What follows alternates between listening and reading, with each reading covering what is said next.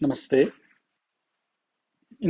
కిందటి పద్యంలో మహానందాంగనాడింబకున్ అని కృష్ణుణ్ణి తలుచుకుని స్తోత్రం చేసినటువంటి పోతనామాచుల వారు రెండో పద్యంలో వాలిన భక్తి మృక్కెదన్ అవారిత తాండవ కేళికి దయాశాలికి శూలికిన్ శిఖరిజాముఖ పద్మమయూఖ మాలికిన్ బాల శశాంక మౌళికి కపాలికి మన్మథ గర్వ పర్వతోన్మూలికి నారదాది ముని ముఖ్య మనస్సరసీరుహాళికిన్ అని నమస్కారం చేశారు. ఎవరికి అంటే శివునికి అని. ఇక్కడ రెండవ పద్యం శివుని గురించి. ఇందులో ఒక్కొక్కటే చాలా దీర్ఘంగా మనం చెప్పుకోవచ్చు.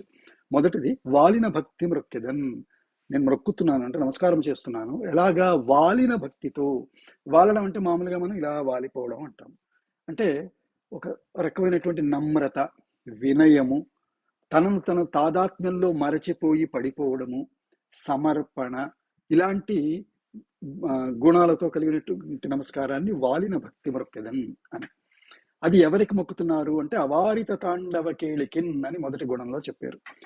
తాండవము అనంటే మనకి తెలుసు, శివుడు నటరాజు తను ఇలాగ డమరుకు పట్టుకుని ఇలాగ తన మైమరిచి చేసే నృత్యము అని. దాన్ని సైంటిస్టులు కూడా అందుకని కాస్మిక్ డాన్స్ అంటారు. డాన్స్ అనగానే మనకి మొదటి స్ఫురించే ప్రధాన లక్షణం ఏమిటి? రిథం. రిథం అంటే ఒక లయ ప్రకారము నడవడము. లయ, రిథం, ప్రళయం అదే. లయ అంటే తా తకిట తా తకిట తా తకిట తకధిం అని అంటే ఆ టైం, ఆ సీక్వెన్స్ లో వెళ్ళడం అని.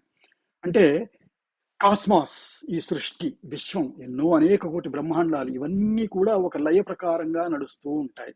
ఉదాహరణకి భూమి తన చుట్టూరు తను తిరిగితే ఒక రోజు, అది సూర్యుని చుట్టూరు తిరిగితే ఒక సంవత్సరము, అలాగా కొన్ని లక్షల రోజులు తిరిగితే అదొక యుగము, అలాంటి 4 యుగాలు కలిపితే ఒక మహాయుగము, అది అలా కొన్ని మహాయుగాలు అయితే కల్పము అని. ఇలాగా ఇదంతా ఒక సీక్వెన్స్ ప్రకారం నడిపిస్తూ ఉండడము తాండవము. అంటే ఒక లయ ప్రకారము ఈ సృష్టిని నడిపిస్తాడు కాబట్టి అది తాండవము.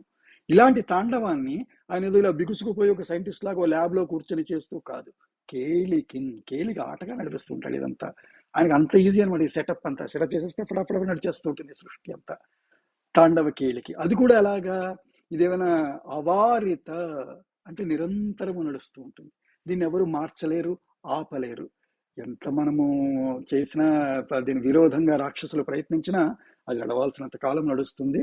మధ్యలో మనం అందరం కలిసి సంఘటన లేకపోతే నష్టపోతామేమో. కానీ అవారిత తాండవ కేళికిన్ అంటే శివుని యొక్క మొదటి గుణం ఇది చెప్తున్నాడు. తాండవ కేళి, తాండవాన్ని ఆటగా ఆడుతూ అవారితంగా చేస్తాడు అని.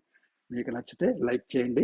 మిగతావి ఇంకా తెలుసుకుందాం మరో పద్యంలో. షేర్ చేయండి, సబ్స్క్రైబ్ చేయండి, బెల్ ఐకాన్ నొక్కండి.